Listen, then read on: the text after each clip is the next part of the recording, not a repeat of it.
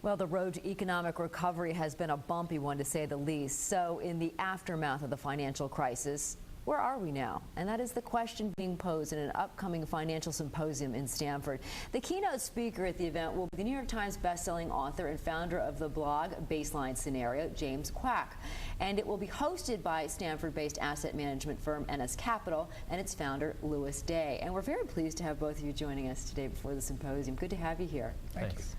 You know, James, before we get to where we are now, how do we get to this point?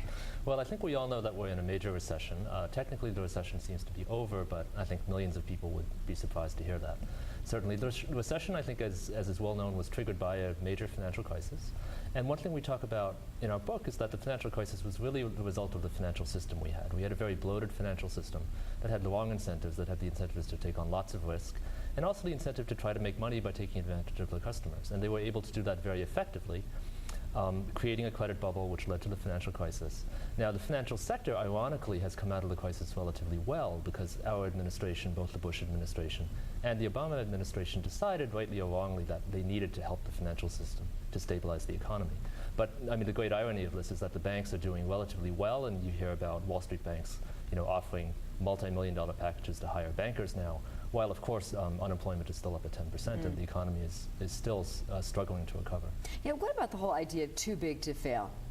Well, what we saw during the crisis was that certain large banks, which had played a central role in the credit bubble and in the crisis, were essentially failed. So it's pretty much undeniable that in September, October 2008, of the largest banks in the country, with the possible exception of JP Morgan Chase, all of them would have failed had there not been government action. Yet, we were in a situation where the economic consequences of that failure could have been calamitous, and hence the government had to rescue these banks. So you feel the government really didn't have a choice? I think the government probably did not have a choice. It's very difficult to say what would have happened had we not bailed out the banks, but that was a risk that politically I think no politician would want to take.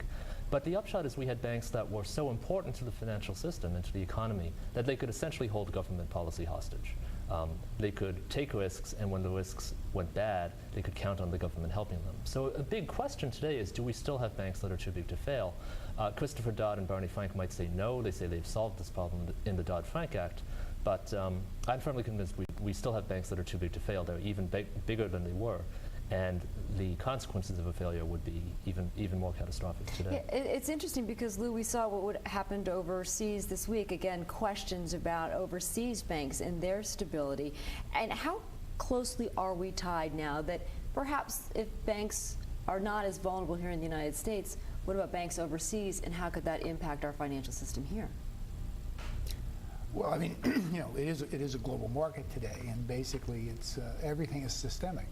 So when something happens here, it has effects overseas. When something happens overseas, it has effects right now. And I think what a lot of people don't understand is how big these currency and debt markets are. I had an analogy the other day. There were 1,000 people sitting in a room, and we were talking with someone, and he said, well, let me make this analogy. See those two people way back in the corner? Those are the equity markets. See everybody else in this room? That's the debt and the currency, the bond and the currency market. So that's the issue that I think a lot of people don't understand. Which brings me up to where we are today. And are things any better? Did we learn? Well, that's a good question. I mean, I think on an individual level, there have been a lot of lessons. I think that in the past 2 years, a lot of people have spent a lot of time learning about the financial system, learning about how it works, and to some extent learning how to protect themselves. I think that one of the lessons we should learn, and I think a lot of people have learned, is that the Wall Street investment banks are not there because they like you. They're there to make money, and we certainly saw when the SEC sued Goldman, what was Goldman's response? The response was, well, everyone already knew that we weren't their friend. Everyone knew that they were placing bets, and they knew that they knew that we were not doing this because we liked them. And hopefully that's a lesson people have taken away. So I think that on the individual level there have been lessons, and I think that the crisis has been an education, and I hope that education continues. As far as on a policy level, I'm not sure we've learned the right lessons.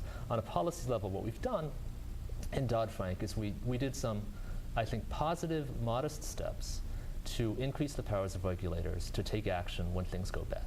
But I would say it's definitely at best a first step. And we did not address any of the major structural issues in the financial system. All right, we're going to take a break. We're going to come back with James Quack and Lou Day on 13 bankers from the Wall Street takeover and the next financial meltdown. We're going to talk about it some more when we come back. And we're back talking about the financial crisis and where we stand today in the recovery with New York Times best-selling author and founder of the blog Baseline Scenario, James Quack, also author of this book, 13 Bankers, The Wall Street Takeover, and the Next Financial Meltdown. Also with us is, joining us is Lou Day of NS Capital Management. And we're talking a moment about a symposium that you have coming up in Stamford. But first of all, before we went to break, we were talking about how the individual has learned from this financial crisis. But we broke right before we started to address how institutions and policymakers, what they've learned, if anything. And there has been some regulatory pieces put into place, but do they really have enough teeth to prevent us from having the next financial meltdown? Yeah, that's a big open question. I think it's fairly certain we're going to have more financial crises. Obviously, 2008 was not an isolated event. We had long-term capital management in 1998. We had the S&L crisis. The real question is whether the next financial crisis will be so systemic that it has the kind of economic impact that this one had. And I think we really don't know. The Dodd-Frank Act places a lot of hope in what's called resolution authority, the idea that the government can now take over and liquidate Lehman Brothers in an orderly manner. Those powers are completely untested, and at the same time, I'm not sure that there will be the political will to actually take over a major bank in a crisis. So I think we are largely hoping, and we're just going to have to see what happens in 5 or 10 years. Yeah, so Lou, in the meantime, what does the individual investor do? And you've got this lack of transparency, you've got these complicated markets out there. What does the individual do to protect what he's earned and saved and she up to this point? Well, the first thing we have to remember is that when we talk about Wall Street banks, okay, they are also manufacturers and major distributors to individual investors. We all know about the Abacus deal, and we know about Paulson, and we know about the German bank, and so on and so forth. But there's a lot that they're doing that impacts individual investors on a daily basis. If you look at this, basically you've got these major banks, okay, and major mutual fund companies together who dominate, or manufacturers and distributors who dominate the individual investment market. I think there's some interesting statistics on this, that there are 50 major companies, okay, most of which are publicly held, that control 90% of all the assets that are invested in mutual funds. The top 5 companies alone control 45% of all the assets that are invested in mutual funds. If we go into the 401k market, it's probably the top 5 companies probably control in excess of 50%. And the individual investor oftentimes doesn't have a choice. As we were discussing earlier, if your company gives you, for your 401k, 7, 6, whatever, exactly, a number of options for investment, they typically are all mutual funds. And exactly, the issue there is that the companies themselves, and this is where individual investors, small businesses, have to have more resolve.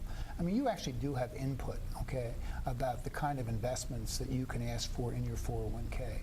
And clearly, that's not being done. I mean, menus are being served up, okay, that are kind of being foisted on the small business, and that's not. It should be reversed, and it can be. I mean, what's got to happen is the people in the business themselves have got to do some research, got to talk with somebody who is independent, who will afford transparency, and then they can select a lineup in a 401k that will be much better.